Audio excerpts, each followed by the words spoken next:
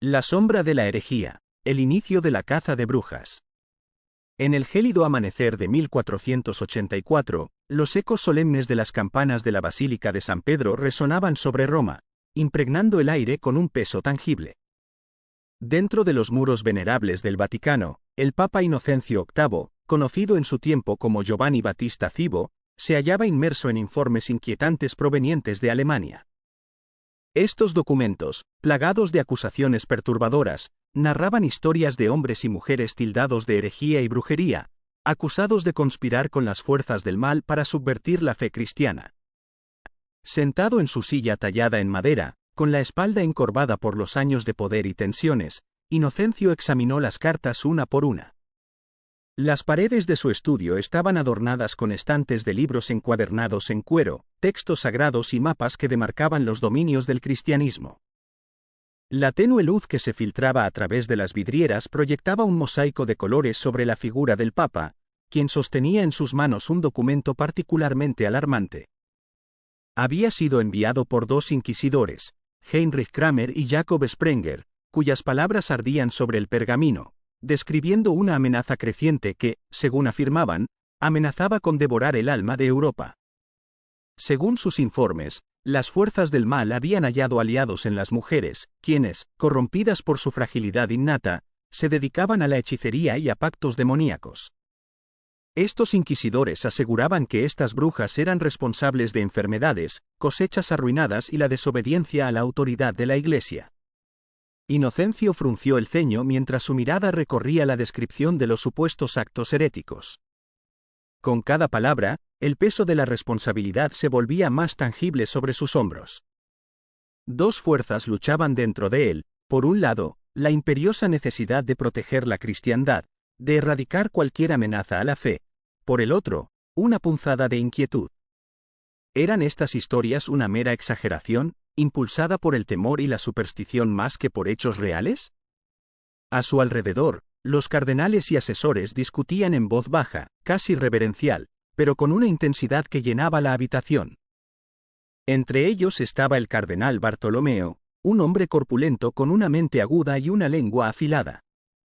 Era conocido por su destreza para manipular situaciones políticas en beneficio de la Iglesia. La herejía es como una enfermedad, santidad, dijo Bartolomeo, rompiendo el silencio. Si no la eliminamos de raíz, se propagará hasta consumir todo lo que hemos construido. Estos informes no son meras advertencias, son una llamada a la acción. El Papa apartó la mirada del documento y fijó sus ojos en el cardenal. ¿Y qué propones?, preguntó con voz grave, cargada de cansancio y autoridad. Apoyemos a estos inquisidores, respondió Bartolomeo sin vacilar. Otórgales el poder que necesitan para purgar estas tierras de la influencia satánica. Una bula papal les conferirá legitimidad y garantizará que ningún gobernador local se atreva a interferir. Un cardenal más joven, menos confiado, alzó la voz tímidamente. ¿Y qué pasa si estas acusaciones son infundadas? Si nos convertimos en cómplices de una injusticia. Las vidas que podrían perderse. Comillas. Bartolomeo lo interrumpió con una mirada severa. La Iglesia no puede permitirse el lujo de vacilar, especialmente ahora. La fe de nuestros fieles está en juego. Cada día que permitimos que estos actos continúen, las fuerzas del mal ganan terreno. El Papa escuchó en silencio. Las palabras del cardenal eran duras, pero no carecían de verdad. La Iglesia se enfrentaba a un tiempo de incertidumbre. Las tensiones internas, las críticas crecientes del Renacimiento y las amenazas externas, como los otomanos, exigían una respuesta firme. ¿Podía permitirse la Iglesia parecer débil ante los ojos de la cristiandad? Sin embargo, había algo en la insistencia de Bartolomeo que inquietaba a Inocencio. ¿Era realmente la salvaguarda de la fe lo que impulsaba al cardenal, o un deseo de consolidar el poder de la Iglesia a cualquier precio? Estas preguntas quedaban suspendidas en su mente mientras volvía su atención al pergamino. Heinrich Kramer y Jakob Sprenger no eran desconocidos para el Papa. Su reputación como inquisidores era bien conocida. Si bien Kramer había sido objeto de controversia, se decía que era implacable, que veía la herejía en cada rincón y que sus métodos no siempre se ajustaban a las enseñanzas de la Iglesia. Sin embargo, también era innegable que sus esfuerzos habían sofocado focos de resistencia en regiones clave. Finalmente, tras un largo silencio, Inocencio habló. «Redactad una bula», dijo con voz firme, aunque la duda se reflejaba en sus ojos. «Otorgaremos a estos hombres la autoridad para actuar en mi nombre. Que sepan que la Iglesia respalda su trabajo». Un murmullo recorrió la sala. Algunos cardenales asintieron satisfechos, mientras que otros, como el joven cardenal que había expresado sus reservas, bajaron la mirada, incapaces de ocultar su preocupación. Bartolomeo sonrió levemente, complacido porque su argumento había prevalecido. El Papa se levantó con esfuerzo, su figura envejecida proyectando una larga y delgada sombra bajo la luz de la ventana. Mientras salía del salón, los cardenales comenzaron a discutir los detalles de la bula. Pero la mente de Inocencio estaba en otra parte, atrapada entre el deber y el temor de haber tomado una decisión que podría cambiar el destino de miles de personas. Una voz silenciosa resonaba en su interior, preguntándose si esta decisión, tomada en nombre de la fe, sería recordada como un acto de justicia divina o como un error trágico. El sonido de las plumas arañando el pergamino resonaba en el aire, sellando el destino de innumerables almas en el cruel vacío de la historia. La bula papal, una espada de doble filo. En el corazón del Vaticano, la luz de innumerables velas iluminaba un salón imponente. Un grupo de escribas trabajaban incansablemente, sus plumas arañando el pergamino con una precisión casi mecánica. Sobre una plataforma elevada, un secretario leía en voz baja las palabras de un documento de vital importancia. La bula papal, Summis Desiderantes Affectivus. La sala estaba impregnada de una solemne reverencia. Este edicto, ordenado por el Papa Inocencio VIII, era más que un mero decreto. Era una declaración de guerra contra fuerzas invisibles que se decía amenazaban a la cristiandad. Su contenido legitimaba la labor de dos inquisidores, Heinrich Kramer y Jakob Sprenger, encargados de erradicar la brujería en las tierras alemanas. Era un arma de poder, destinada a reafirmar la autoridad de la Iglesia en tiempos de creciente turbulencia. El Papa observaba desde un trono ornamentado, apartado del ajetreo. Su expresión era indescifrable, reflejando la ambivalencia que sentía. ¿Esta bula traería redención o sembraría las semillas de la destrucción?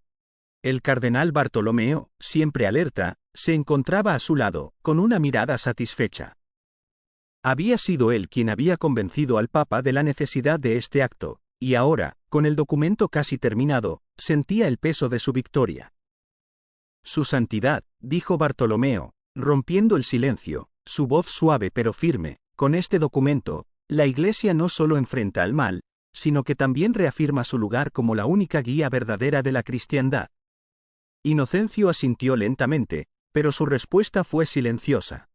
Sus ojos estaban fijos en el pergamino, donde las palabras parecían brillar como llamas invisibles. Mientras Bartolomeo hablaba con pasión sobre el poder de la bula, en la mente del Papa resonaban otras voces, recuerdos inquietantes de informes que describían torturas, confesiones arrancadas bajo tormento y mujeres condenadas a la hoguera por meras sospechas. Sabía que este documento sería una carta blanca para tales atrocidades, una justificación para métodos que a menudo cruzaban la línea de lo inhumano. El secretario levantó la vista, esperando la señal del Papa para sellar el documento. Inocencio respiró hondo y asintió. El secretario se inclinó respetuosamente y, con manos firmes, selló el pergamino con el anillo del pescador, símbolo de la autoridad papal. El sonido del sello sobre la cera resonó en la sala como un trueno, aunque apenas un susurro en el espeso silencio. El documento está completo, Su Santidad, dijo el secretario con una reverencia. Bartolomeo dio un paso adelante, tomando el pergamino con la delicadeza que se reserva para un artefacto sagrado. Este día será recordado como un hito en la protección de nuestra fe, declaró. Las tierras infestadas de herejía y brujería serán purificadas. Pero en el corazón de Inocencio, esa proclamación no encontraba eco. Recordó un pasaje de las Escrituras que resonaba en su mente: no juzguéis, para que no seáis juzgados. Era un pensamiento que no se atrevía a expresar, no ante Bartolomeo ni ante los demás cardenales que veían en la bula una herramienta de control y consolidación del poder. Esa misma tarde, la bula fue enviada a Alemania con un mensajero especial, escoltada como un tesoro invaluable. Mientras la tinta fresca se secaba, los caballos galopaban, llevando consigo las palabras que confirmaban la existencia de la brujería y otorgaban a Kramer y Sprenger autoridad ilimitada. En un oscuro y frío monasterio en Alemania, Heinrich Kramer esperaba impaciente. Su figura delgada y angular se extendía como una sombra en la penumbra. Sus ojos, profundos y ardientes de fervor, se fijaban en los informes que había acumulado a lo largo de años. Eran relatos de aldeanos aterrorizados, de ganado muerto en circunstancias inexplicables, de mujeres que, bajo tortura, confesaban horribles actos de hechicería. Pronto tendremos la autoridad que necesitamos, murmuró para sí mismo. Para Kramer, esta bula era más que un documento, era la prueba de que Dios apoyaba su cruzada. Durante años había enfrentado la resistencia de las autoridades locales, que consideraban sus métodos brutales e injustificados. Con el apoyo del Papa, esa oposición se desvanecería. En un rincón de la habitación, Jacob Sprenger leía en silencio, su semblante menos apasionado pero igualmente decidido. Era un hombre pragmático, consciente del poder de las palabras pero también de sus limitaciones. A diferencia de Kramer, veía la caza de brujas como una herramienta tanto política como espiritual. Sabía que el miedo era un arma poderosa para consolidar la autoridad de la Iglesia. La llegada del mensajero unos días después confirmó sus expectativas. Kramer tomó el documento con manos temblorosas y lo leyó en voz alta, saboreando cada palabra como una bendición divina. Sprenger escuchaba en silencio, pero su mente ya estaba ideando cómo utilizar mejor esta bula para asegurar el éxito de su misión. Mientras tanto, en los pequeños pueblos y aldeas de Alemania, la vida continuaba sin que los campesinos supieran de la tormenta que se avecinaba. Mujeres que cuidaban a sus familias, curanderas que preparaban remedios con hierbas y ancianas que susurraban oraciones en dialectos olvidados estaban a punto de convertirse en el objetivo de un terror que nadie había previsto. La bula papal estaba escrita, el Malleus Maleficarum había comenzado a forjarse, y las llamas de la persecución no tardarían en encenderse. En el sur de Alemania, el invierno de ese año fue particularmente brutal. Los vientos gélidos cortaban la piel como cuchillas invisibles, y las noches eran tan largas que parecía que el sol apenas tenía fuerzas para iluminar los días. En los pequeños pueblos, el miedo y la superstición eran tan densos como la nieve que caía. Las sombrías consecuencias de la caza de brujas. Las calles empedradas de los pueblos alemanes estaban barridas por un escalofriante silencio, cargado de un temor invisible. La ejecución de María, lejos de apaciguar a los aldeanos, había sembrado las semillas de la inquietud. Sus gritos finales, sofocados por las llamas, resonaban como susurros siniestros en la oscuridad de sus hogares. ¿Era culpable?, se preguntaban unos pocos en voz baja, aunque no se atrevían a expresarlo en público. El miedo los acechaba, temiendo que sus dudas los convirtieran en los siguientes señalados. En medio de ese clima de terror, Heinrich Kramer se regocijaba. Para él, la muerte de María era un triunfo de la fe y una validación de su visión del mundo. En el silencio de la capilla del monasterio, Kramer escribía frenéticamente en las páginas del Malleus Maleficarum. Documentaba el caso de María y otros similares con meticulosa precisión, tejiendo una narrativa que justificaba sus métodos implacables. Mientras Kramer veía las llamas como un fogón de justicia divina, otros veían algo muy distinto. En Roma, la noticia de las acciones de Kramer llegó al Vaticano como un eco inquietante. El cardenal Francesco, un joven sacerdote aún lleno de idealismo, escuchaba las acaloradas discusiones que tenían lugar en la gélida sala de conclaves. Algunos cardenales, como Bartolomeo, aplaudían la labor de Kramer, creyendo que fortalecía la autoridad de la Iglesia. Sin embargo, otros más cautelosos temían que sus acciones provocaran revueltas populares o, peor aún, que desprestigiaran a la institución sagrada. Francesco sintió un nudo en la garganta. Quería expresar sus objeciones, cuestionar la moralidad y las consecuencias de esas atrocidades. Pero sabía que su voz era débil en un mundo cada vez más sombrío. En lugar de intervenir, observó en silencio cómo las palabras se convertían en decisiones fatales. Mientras tanto, en Alemania, los juicios continuaban, pero un cambio siniestro se cernía en el aire. Las acusaciones se extendían más allá de curanderas o mujeres solteras. Cualquier persona que cuestionara la autoridad o tuviera conflictos personales podía ser señalada como bruja. Vecinos se volvían contra vecinos, y comunidades enteras se desmoronaban bajo el peso de la paranoia. En una aldea cercana a Friburgo, una mujer llamada Ana fue acusada por un terrateniente que codiciaba sus tierras. Ana, viuda y madre de 2 niños pequeños, había heredado una parcela que otros envidiaban. El hombre malintencionado usó su influencia para denunciarla como seguidora del mal. Cuando los soldados de Kramer llegaron a su hogar, Ana no ofreció resistencia. Sabía que luchar era inútil. En el tribunal improvisado de la iglesia del pueblo, enfrentó las mismas acusaciones sin fundamento que María. ¿Has volado en la noche a aquelarres? ¿Has maldecido el nombre de Dios? ¿Te ha visitado Satanás? Cada pregunta iba acompañada de miradas llenas de odio de los que alguna vez fueron sus vecinos. Ante sus negaciones, Kramer la miró fijamente y declaró: la negación no es inocencia. El mal protege a los suyos. Ordenó que fuera llevada a la sala de tortura, donde su voluntad, como la de tantas otras, fue quebrada. En Roma, el Papa Inocencio VIII, cada vez más frágil y enfermo, se cuestionaba en secreto las consecuencias de sus decisiones. Mientras observaba desde su ventana las luces que iluminaban los jardines del Vaticano, reflexionaba sobre la bula que había firmado legitimizando las acciones de Kramer y Sprenger. Las cartas que llegaban desde Alemania hablaban de injusticia, comunidades destrozadas y abusos de poder. El Papa cerró los ojos y suspiró. En su mente resonaban las palabras de los evangelios: bienaventurados los misericordiosos, porque ellos recibirán misericordia. Sin embargo, en su mundo, la misericordia parecía un lujo demasiado caro. De vuelta en el monasterio alemán, Kramer comenzaba a percibir grietas en su cruzada. Algunos sacerdotes locales cuestionaban sus métodos, y las autoridades seculares que alguna vez lo habían apoyado parecían vacilar. Se rumoreaba que un grupo de campesinos planeaba rebelarse contra los inquisidores. Pero Kramer, cegado por su fanatismo, desestimó estas señales. Para él, cualquier oposición era una prueba de que el mal estaba actuando en su contra.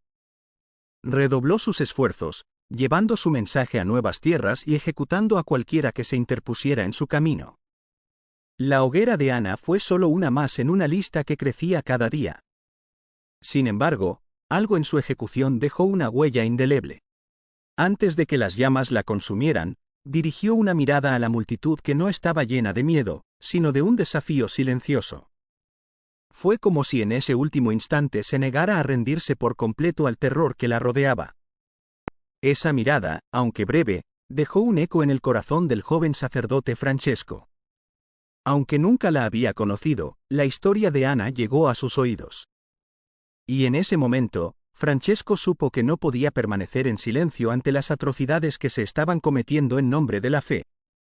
El crepúsculo de la Inquisición, una historia de resistencia y duda. En medio del torbellino de cartas y relatos que circulaban entre quienes se atrevían a cuestionar la siniestra caza de brujas, Francisco se erigió no solo como una víctima, sino como un faro de esperanza, un símbolo de lo que la Iglesia estaba sacrificando en su despiadada búsqueda de control. La cruzada del inquisidor Kramer seguía su curso implacable, pero las grietas en sus cimientos se ensanchaban día a día. En esas rendijas, como semillas plantadas en tierra fértil, comenzaban a brotar preguntas que ni el fuego ni el miedo podían sofocar. El monasterio donde Heinrich Kramer residía se había convertido en un epicentro de operaciones para la Inquisición. Sus pasillos de piedra resonaban con eco de plegarias mezcladas con los agónicos gritos de los interrogatorios que se llevaban a cabo en sus lúgubres cámaras. Sin embargo, no todos dentro de las filas sagradas compartían el celo del inquisidor. Un día, un anciano monje llamado Germán, un hombre de fe profunda y corazón apesadumbrado, se acercó a Kramer mientras éste examinaba un informe sobre nuevos acusados. Con manos temblorosas, Germán colocó un pergamino sobre la mesa de Kramer.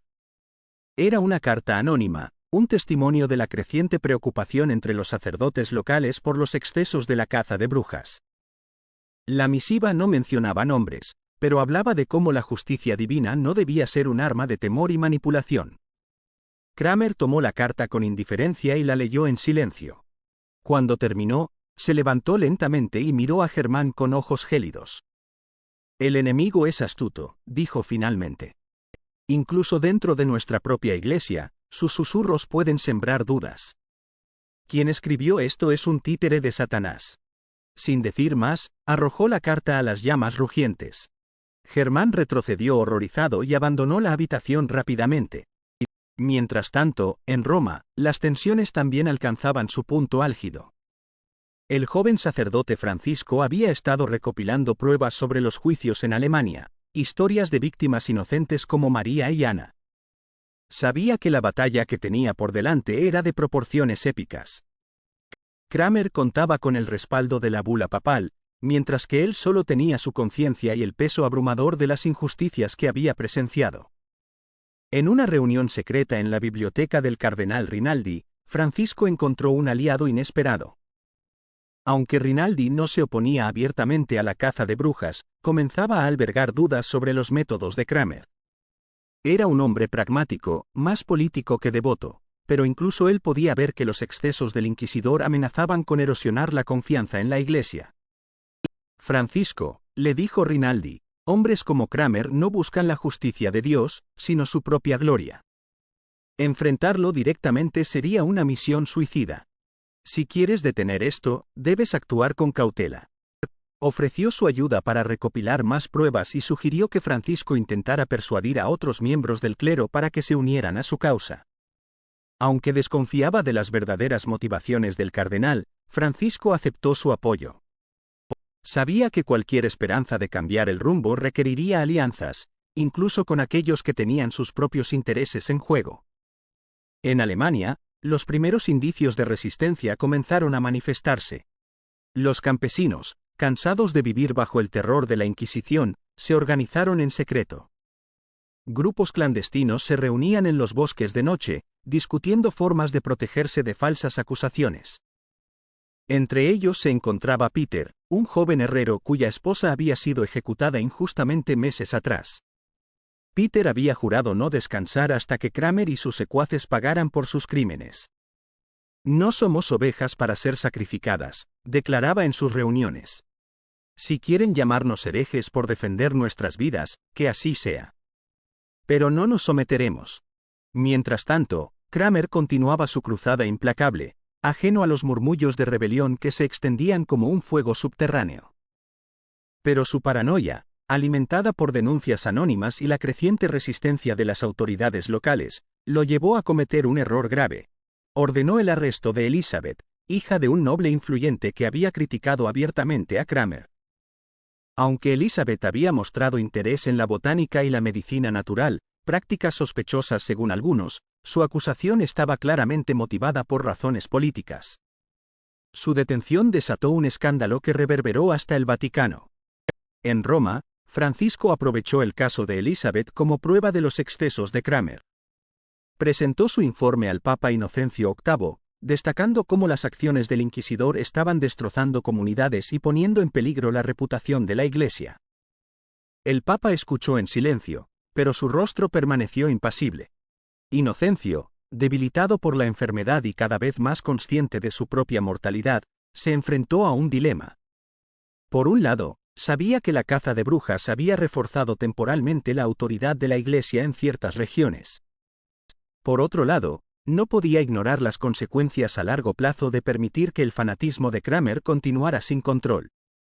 Esa noche, mientras rezaba en su capilla privada, Inocencio sintió una punzada de duda que lo atravesó como una daga.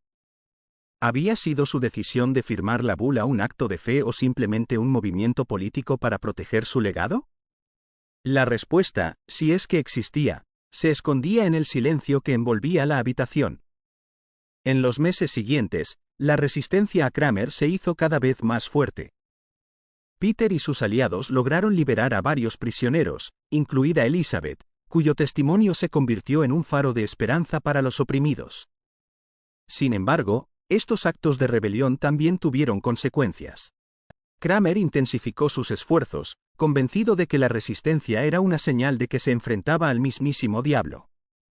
Así, el enfrentamiento entre la fe ciega y la humanidad comenzó a alcanzar su punto de ruptura. En el horizonte, las llamas de las hogueras proyectaban su siniestra luz, un testimonio de la oscuridad que había caído sobre una época que alguna vez estuvo iluminada por la esperanza. La batalla contra el fanatismo, resistencias en la sombra. En un tiempo no muy lejano, un temor helado se extendía por las aldeas y bosques. Heinrich Kramer, el inquisidor, ejercía un dominio absoluto, sembrando el terror en corazones que alguna vez fueron valientes. Pero en las grietas de ese sistema cuidadosamente construido, comenzaron a brillar las brasas de la resistencia. En el pueblo de Wolfsdorf, una mujer llamada Margareta, conocida por su don de curar, fue acusada de brujería. La comunidad, que había confiado en ella durante años, presenció su arresto con espantoso silencio, temiendo represalias. Sin embargo, Margareta no se doblegeó con acento agudo. Frente a las acusaciones venenosas de Kramer, respondió con una calma que enfureció al inquisidor. Si sanar con plantas y consolar a los moribundos es brujería, ¿entonces que todos los santos se inclinen ante el cielo? Porque no hay diferencia entre lo que yo hago y lo que ellos predican, dijo Margareta con voz firme.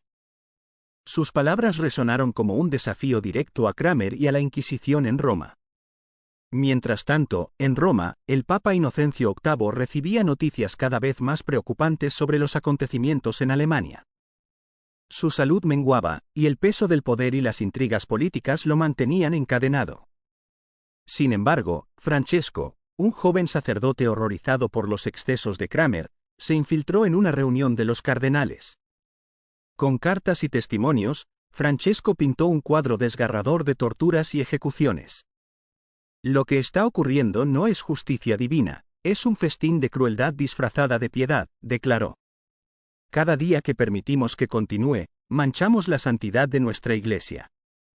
El impacto de sus palabras fue profundo, pero la maquinaria política del Vaticano era lenta. Sin embargo, Francesco había sembrado una semilla de duda en los corazones de los poderosos. En Wolfsdorf, la resistencia se fortaleció. Peter, el herrero, reunió a un grupo de aldeanos decididos a actuar. Una noche, bajo la luz de la luna, atacaron la prisión donde Margareta y otros acusados estaban detenidos.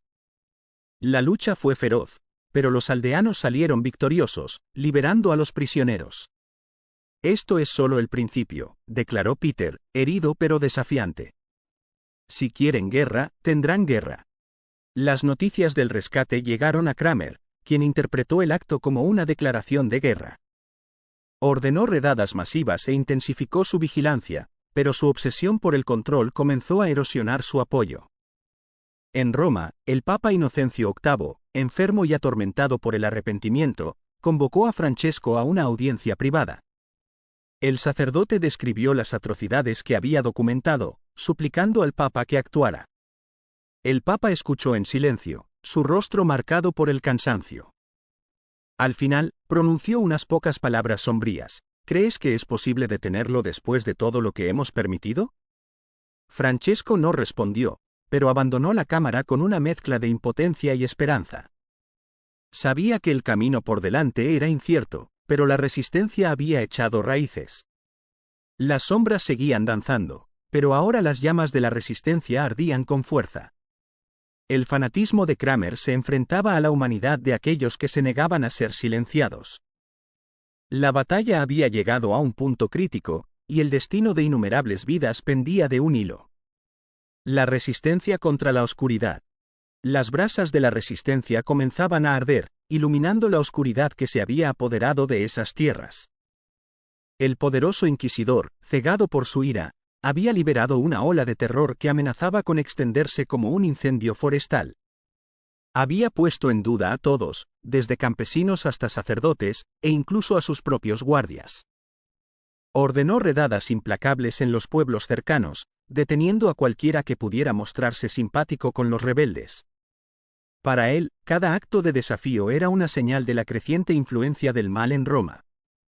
En esta encrucijada crítica, Un hombre llamado Francesco trabajaba incansablemente para persuadir a los líderes de la Iglesia de que la fanática cacería de brujas del inquisidor estaba fuera de control.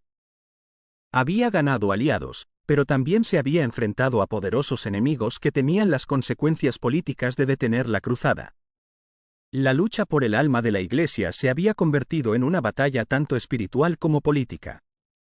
Mientras tanto, en el asediado pueblo, la tensión había llegado a un punto álgido. El inquisidor había anunciado su regreso para supervisar personalmente una nueva serie de juicios. Peter y sus camaradas sabían que era una declaración de guerra. Margarita, una mujer que había escapado de las garras del inquisidor y se había convertido en un símbolo de esperanza, instó a la resistencia a actuar con cautela. Pero Peter estaba decidido a enfrentarse al fanático de una vez por todas. La llegada del inquisidor al pueblo fue un grandioso despliegue de poder. Escoltado por soldados y portando el estandarte de la Inquisición, se presentó como un enviado divino, decidido a erradicar el mal. Los habitantes de la aldea, aterrorizados pero estoicos, se reunieron en la plaza para escuchar su proclama. Vosotros que os habéis apartado de la luz, recibiréis el juicio del Señor, tronó el inquisidor, su voz rebosante de fervor fanático. No habrá misericordia para aquellos que albergan a las hijas de Satanás. El primer juicio se celebró esa misma noche. 3 mujeres capturadas bajo sospecha de brujería fueron llevadas a juicio. Las pruebas contra ellas eran absurdas: un gato negro, hierbas secas y rumores de enfermedades extrañas. Sin embargo, el veredicto ya estaba escrito. Bajo tortura, las mujeres confesaron crímenes que no habían cometido, y el inquisidor ordenó que las quemaran en la hoguera al amanecer. Esa noche, en las sombras de un granero abandonado, los miembros de la resistencia se reunieron. Margarita, aunque horrorizada por la brutalidad del inquisidor, rogó a Peter que no actuara precipitadamente. Si atacamos ahora, no solo arriesgamos nuestras vidas, sino las de todos en el pueblo. Debemos pensar más allá de la venganza, dijo. Peter, con una herida aún abierta en el brazo, apenas podía contener su ira. ¿Cuánto tiempo más esperaremos, Margarita? ¿Cuántas hogueras más veremos arder antes de que actuemos? Esto no es solo por nosotros, respondió ella con firmeza. Si queremos vencerlo, debemos exponerlo. Mostrar al mundo quién es realmente y lo que representa. Margarita propuso un plan audaz: infiltrarse en el campamento del inquisidor y obtener pruebas de sus métodos corruptos. Sabían que sería peligroso, pero también entendían que era la única manera de socavar su autoridad ante los ojos de aquellos que aún lo apoyaban. Al amanecer, mientras las hogueras ardían en la plaza del pueblo, consumiendo las vidas de las 3 mujeres acusadas, el inquisidor recitaba oraciones en voz alta. La multitud observaba en silencio, aterrorizada y paralizada. Pero entre ellos, Peter y Margarita esperaban su momento, sus ojos fijos en el inquisidor mientras las llamas reflejaban su furia. Esa noche, bajo la oscuridad, Peter y Margarita llevaron a cabo su plan. Se infiltraron sigilosamente en el campamento del inquisidor. Margarita, utilizando su conocimiento de las hierbas, preparó una mezcla que adormeció a los guardias, permitiéndoles entrar en la tienda del inquisidor. Lo que encontraron dentro los dejó estupefactos. Documentos detallados mostraban cómo el inquisidor manipulaba las acusaciones para mantener el control político y religioso en la región. Confesiones forzadas, listas de inocentes marcados para ser acusados y pruebas de sobornos aceptados a cambio de clemencia. Todo reveló la verdadera naturaleza de su cruzada. También encontraron cartas que mostraban que incluso algunos líderes eclesiásticos comenzaban a dudar de su integridad. Al regresar con las pruebas, Margarita y Peter sabían que aún enfrentaban una batalla cuesta arriba. El inquisidor no era solo un hombre. Era un símbolo de un sistema corrupto que se alimentaba del miedo. Sin embargo, la resistencia ahora tenía algo que antes no poseía: la verdad. Y estaban decididos a usarla para encender una chispa que podría consumir todo el sistema. En Roma, Francesco recibía noticias de Wolfsdorf. Los detalles de las atrocidades y las pruebas obtenidas contra el inquisidor lo llenaron de una mezcla de esperanza y desesperación. Sabía que tenía que actuar rápidamente para llevar estas pruebas al Papa antes de que fuera demasiado tarde. La sombra de la muerte ya se cernía sobre Inocencio VIII, y con ella, la posibilidad de un cambio en el liderazgo de la Iglesia. La guerra entre la justicia y el fanatismo se intensificaba, y el desenlace se acercaba rápidamente. El fuego que el inquisidor había encendido amenazaba con consumirlo todo, pero en las cenizas de la resistencia ardía una llama de esperanza. Las noticias del descubrimiento de Peter y Margarita comenzaron a extenderse más allá de Wolfsdorf. Copias de los documentos que exponían las manipulaciones del inquisidor fueron entregadas en secreto a clérigos influyentes y nobles que empezaban a cuestionar la legitimidad de la caza de brujas. Aunque muchos guardaron silencio por temor a represalias, otros vieron en estas pruebas una oportunidad para debilitar la autoridad del inquisidor y, por extensión, la influencia de la Inquisición en sus territorios. En Roma, Francesco presentó las pruebas a un pequeño grupo de cardenales con los que había forjado alianzas. Las pruebas fueron recibidas con incredulidad, pero también con creciente preocupación. El Papa Inocencio VIII, postrado en su lecho de muerte, era incapaz de actuar directamente, y el Vaticano comenzaba a fracturarse bajo el peso de los conflictos internos. Sin embargo, Francesco sabía que debía aprovechar el vacío. La resistencia de Wolfsdorf, una historia de valor y redención. En un lúgubre pueblo llamado Wolfsdorf, bajo el yugo de un inquisidor despiadado llamado Kramer, se gestaba una feroz resistencia. Kramer, una vez venerado como un enviado de Dios, había sucumbido a la paranoia y a la sed de poder. El robo de sus documentos secretos lo había sumido en una espiral de crueldad, ordenando ejecuciones públicas para atemorizar a los aldeanos y afianzar su control. Mientras las llamas consumían a sus víctimas, un grupo de almas valientes liderado por Peter y Margareta, la curandera del pueblo, se alzaba en secreto. Liberaron a los prisioneros, difundieron panfletos que revelaban las mentiras de Kramer y despertaron la esperanza en los corazones de la gente oprimida. Mientras Kramer se aferraba a su poder, la tierra temblaba en Roma. Francesco, un cardenal influyente, reunió a sus pares para exponer las pruebas de los abusos de Kramer. Aunque algunos se resistieron, temiendo que socavara la autoridad de la Iglesia, otros reconocieron la necesidad de actuar.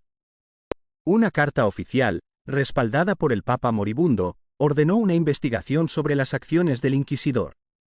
Al enterarse del cuestionamiento oficial de su autoridad, Kramer reaccionó con furia. Reunió a sus aliados y reforzó su dominio, pero incluso sus seguidores más leales dudaban. Los informes de atrocidades y la creciente resistencia estaban erosionando el miedo que había mantenido a Wolfsdorf bajo su hechizo. El enfrentamiento culminante llegó cuando Kramer organizó un juicio masivo, un intento desesperado de reafirmar su autoridad. Sin embargo, la resistencia vio esta como su última oportunidad para desenmascararlo. En medio del juicio, Margareta, acompañada de aldeanos armados, irrumpió en la plaza, portando pruebas de las manipulaciones de Kramer. Su voz clara resonó sobre las llamas y el escándalo de los guardias. Este hombre, que se hace llamar siervo de Dios, no es más que un carnicero que usa la fe para sus propios fines. Aquí está la verdad, escrita por su propia mano. La multitud, inicialmente paralizada por el miedo, comenzó a murmurar. Los guardias vacilaron, divididos entre su lealtad a Kramer y el creciente descontento. Finalmente, inspirados por el valor de Margareta, un grupo de aldeanos irrumpió en la plaza, liberando a los prisioneros y enfrentándose a los guardias. Kramer, atrapado en el caos, intentó huir, pero fue interceptado por Peter. «Tus días de tiranía han terminado», dijo Peter, sujetando al inquisidor mientras los aldeanos se reunían a su alrededor. Aunque muchos clamaban por justicia inmediata, Margareta intervino. «No debemos convertirnos en lo que él representa. Si lo matamos ahora, nos rebajamos a su nivel. Debe enfrentarse al verdadero juicio, el que negó a tantos». En las semanas siguientes, Kramer fue enviado a Roma para un juicio eclesiástico. Aunque nunca admitió sus crímenes, la evidencia en su contra era abrumadora. Su caída marcó el comienzo del fin de su reinado de terror. Las heridas dejadas por Kramer tardarían generaciones en sanar, pero en Wolfsdorf, la resistencia se convirtió en un símbolo de esperanza y unidad. Margareta retomó su papel de curandera, ayudando a reconstruir la comunidad, mientras que Peter continuó trabajando para garantizar que los horrores del pasado nunca se repitieran. En Roma, Francesco observó el desvanecimiento de la influencia de Cranmer, pero sabía que la lucha contra el fanatismo estaba lejos de terminar. Con la muerte del Papa Inocencio VIII y el ascenso de un nuevo pontífice, el futuro de la Iglesia seguía siendo incierto. Sin embargo, el sacrificio y el valor de quienes se habían resistido se convirtieron en un faro de esperanza, recordando al mundo que incluso en los momentos más oscuros, la verdad y la justicia podían prevalecer.